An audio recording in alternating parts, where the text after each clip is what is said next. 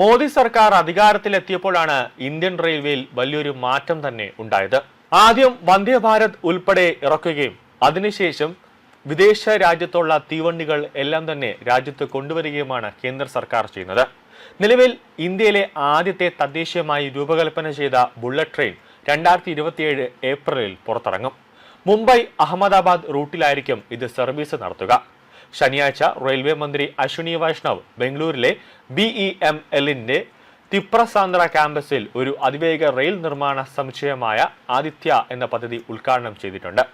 ഇന്ത്യയുടെ സ്വദേശി അതിവേഗ ട്രാക്കുകളുടെ നട്ടലായ B28 ട്രെയിൻ സൈറ്റുകളുടെ ഉൽപാദനത്തിന് വേണ്ടിയാണ് ആദിത്യ രൂപകൽപ്പന ചെയ്തിട്ടുള്ളത്.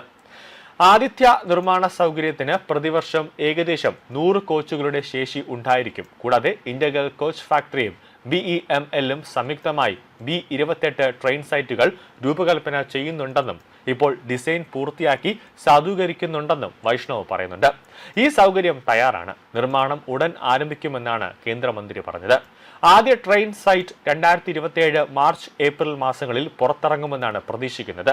ബംഗളൂർ ചെന്നൈ ഹൈസ്പീഡ് റെയിൽ ഇടനാഴിയുടെ വിശദമായ പ്രൊജക്ട് റിപ്പോർട്ട് ഏതാണ്ട് പൂർത്തിയായതായും മുംബൈ അഹമ്മദാബാദ് ഇടനാഴിക്ക് ശേഷം ഇന്ത്യയുടെ അടുത്ത ഘട്ടമായ ബുള്ളറ്റ് ട്രെയിൻ വികസനത്തിൽ ഗണ്യമായ പുരോഗതി കൈവരിക്കുന്നതായും അദ്ദേഹം പറഞ്ഞു. ബംഗളൂർ ചെന്നൈ ഹൈസ്പീഡ് റൂട്ട് യാത്രാ സമയം വെറും 73 മിനിറ്റായി കുറയ്ക്കുമെന്നാണ് പ്രതീക്ഷിക്കുന്നതായും അദ്ദേഹം പറയുന്നുണ്ട്.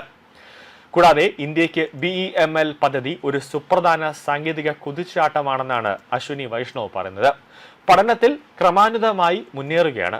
അതിവേഗ റെയിൽ വളരെ സങ്കീർണമായ നിർമ്മാണ സാങ്കേതിക വിദ്യ ഉൾപ്പെടുന്നുണ്ട്. കൂടാതെ നിർമ്മാണത്തിൽ വളരെ ഉയർന്ന ആവശ്യകത അല്ലെങ്കിൽ അതിന്റെ കൃത്യത ആവശ്യമാണ്. സുരക്ഷാ ആവശ്യകതകളും വളരെ ശക്തമായിരിക്കണമെന്നും അദ്ദേഹം ചൂണ്ടിക്കാട്ടുന്നുണ്ട്. മുംബൈ അഹമ്മദാബാദ് ഹൈസ്പീഡ് റെയിൽ ഇടനാഴിയുടെ ആദ്യ ഭാഗം പൂർത്തിയാകുന്ന ഘട്ടത്തിലാണെന്നും ഏകദേശം 80% ജോലികളും ഇതിനകം പൂർത്തിയായിട്ടുണ്ടെന്നും മന്ത്രി പറയുന്നുണ്ട്. ഈ വർഷം അവസാനത്തോടെ പണി പൂർത്തിയാകുമെന്നും 2027 ഈ പാത കമ്മീഷൻ ചെയ്യുമെന്നും പ്രതീക്ഷിക്കുന്നതായും അശ്വിനി വൈഷ്ണവ് പറയുന്നു. ജപ്പാനിൽ നിന്ന് ഒരു ട്രെയിൻ കൂടി വരുമെന്നും അദ്ദേഹം കൂട്ടിച്ചേർക്കുന്നുണ്ട്.